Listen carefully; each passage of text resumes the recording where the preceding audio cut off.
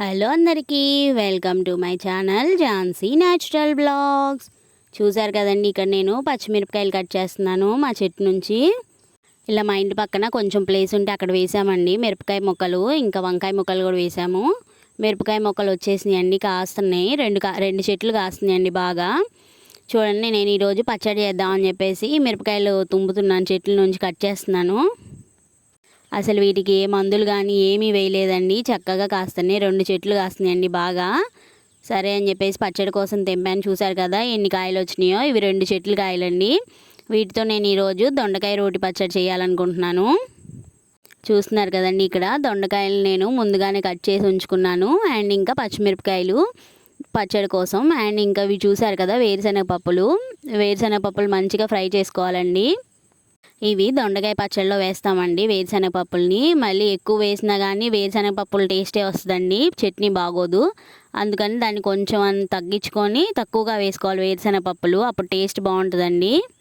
మేమైతే ఇలా దోసకాయ పచ్చడిలో కానీ వేరుశనగపప్పులు వేస్తామండి. దొండకాయ పచ్చడిలో, దోసకాయ పచ్చడిలో బాగుంటుందండి టేస్ట్. మా సైడ్ హోటల్స్లో కూడా ఇలా దొండకాయ పచ్చడిలో వేరుశనగపప్పులు వేసి చేస్తారు. మేము కూడా అలాగే చేస్తామండి ఎప్పటి నుంచోనో. చూస్తున్నారు కదా, మిరపకాయలు కొంచెం మగ్గిన తర్వాత దానిలో నేను దొండకాయ ముక్కలు వేసాను. దొండకాయ ముక్కలు కూడా మంచిగా మగ్గించుకోవాలండి చక్కగా. దీనిలో కొంచెం అంత మనము పసుపు వేసుకోవాలి. పసుపు వేసుకొని మంచిగా ఫ్రై చేసుకోవాలండి. చిన్న చిన్న ముక్కలు కట్ చేసుకుంటే మనకి తొందరగా మగ్గిపోతాయి దొండకాయల ముక్కలన్నీ. చూస్తున్నారు కదా, చక్కగా మగ్గించుకోవాలి. మగ్గిన తర్వాత దీన్ని ఇంకా మనం మిక్సీలో వేసుకొని గ్రైండ్ చేసుకుంటామండి. చూస్తున్నారు కదా, నేను ఇంకా జార్లోకి తీసేసుకున్నాను. దీనిలోనే కొంచెం అంత వెల్లుల్లిపాయలు వేసుకున్నాను. అండ్ ఇంకా జీలకర్ర వేస్తున్నానండి.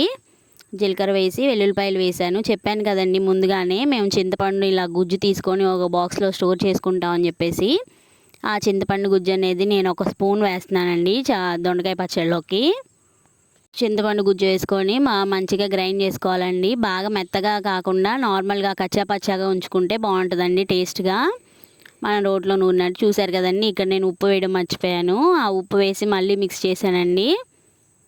ఇంకా మీరు చేసుకుంటారండి దొండకాయ రోటి పచ్చడి, మీరు ఎలా చేస్తారనేది కామెంట్ సెక్షన్లో చెప్పండి. చూడండి, ఇక్కడ నేను వేరుశనగ పప్పులు వేయడం మర్చిపోయాను. మళ్ళీ ఏంటో అన్నీ మర్చిపోతూ ఉన్నానండి ఒక్కొక్కటి.